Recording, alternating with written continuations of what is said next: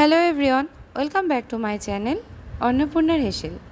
আজ আপনাদের করে দেখাবো ডিমের চপ। তার জন্য প্রথমে আমি কড়াইয়ে 2 চা চামচ তেল দিয়ে দিয়েছি। এবার এর মধ্যে 1 চা চামচ রসুন কুচি আর হাফ চা চামচ আদা কুচি দিয়ে 1 মিনিট মতো একটু ভেজে নেব। এখানে গ্যাসের ফ্লেমটাকে আমি মিডিয়ামে রেখেছি। আদা আর রসুনটা ভেজে নিয়ে এবার এর মধ্যে আমি 1 কাপ কুচনো পেঁয়াজ দিয়ে দিয়েছি। পেঁয়াজটাকেও ভেজে নিয়েছি কিছুক্ষণ। এবার এর মধ্যে প্রয়োজন মতো কাঁচা লঙ্কা কুচি ব্যবহার করেছি। এবার সব কিছু ভালো করে কাঁচা গন্ধ চলে যাওয়া পর্যন্ত ভেজে নিয়েছি। এবার এর মধ্যে দিয়ে দিচ্ছি হাফ চা চামচ করে জিরে গুঁড়ো, লঙ্কা গুঁড়ো আর হলুদ গুঁড়ো দিয়ে সব কিছু একসাথে আরও মিনিট খানেক ভেজে নেব। এবার আমি আগে থেকে নুন হলুদ দিয়ে যে আলু সেদ্ধ করে রেখেছিলাম সেটা এখানে দিয়ে খুব ভালো করে মশলার সাথে ভেজে নেব। আপনারা চাইলে আলুটাকে আগে থেকে ম্যাশ করে বা একটু গ্রেট করেও নিতে পারেন। আর দিয়ে দিচ্ছি স্বাদ মতো নুন। এখানে আমি একটা ভাজা মশলা দিয়েছি, যার জন্য আমি 3টে শুকনো লঙ্কা, 2টো এলাচ, 1 ইঞ্চি দারচিনি আর 1 চা চামচ করে জিরে আর ধনে শুকনো খোলায় ভেজে গুঁড়ো করে নিয়েছি। এবার সব কিছু একসাথে ভালো করে মেশাতে থাকবো আর আলুটাকেও ভাঙতে থাকবো।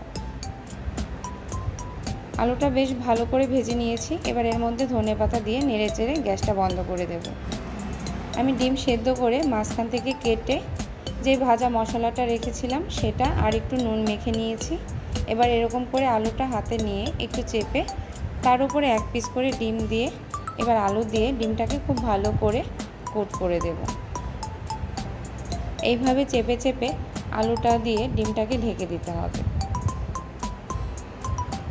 ঠিক এইভাবে এক এক করে আমি বাদবাকি চপগুলোও তৈরি করে নেব।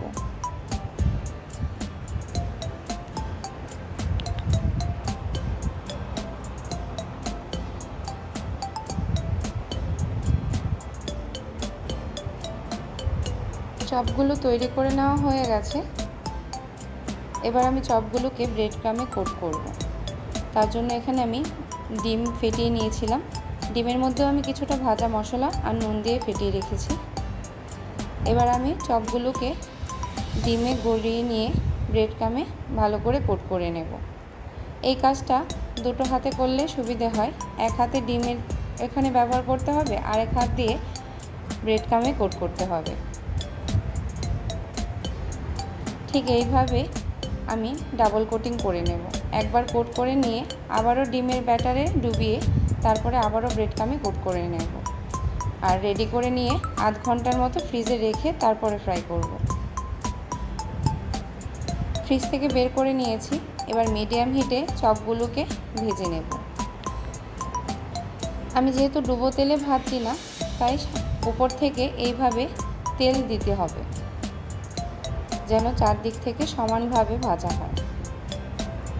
একটা পাশ কিছুটা হয়ে আসলে তারপর উল্টে দিয়ে দিচ্ছি। এবারে এখানেও আমি উপর থেকে কিছু তেল দিয়ে দেব। এইভাবে অনবরত নেড়ে চেড়ে চপগুলোকে আমি ভেজে নেব। আর এখানে গ্যাসের ফ্লেমটাকে মিডিয়ামে রেখেই ভাজবো।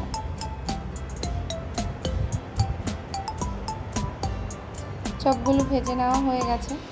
ঠিক এইভাবে বাদবাকি চপগুলোও আমি ভেজে নেব। তাহলেই তৈরি হয়ে যাবে সুস্বাদু ডিমের চপ। আমার রান্না যদি আপনাদের ভালো লাগে তাহলে please like, share and subscribe my channel.